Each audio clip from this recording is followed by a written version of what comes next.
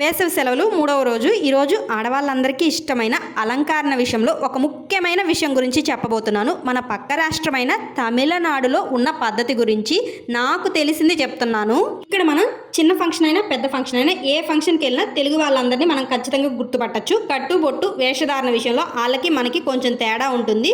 ముఖ్యంగా నల్లపూసలు. మనం ఏ ఫంక్షన్ వచ్చినా నల్లపూసల దండ వేసుకుంటాం, లేదా రోజు అయినా సరే నల్లపూసలు మెడలో వేసుకునే పద్ధతి మనది. కానీ ఇక్కడ వాళ్ళు అసలు వేసుకోరు, నల్లపూసల దండ అనేది వేసుకోరు.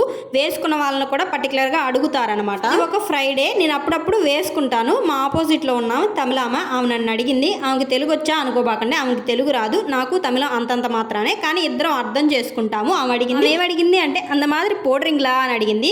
ఆమె సైగ చేసి కూడా చూపించిందిలే, నాకు అప్పుడు అర్థమైందా. వేసుకుంటాము.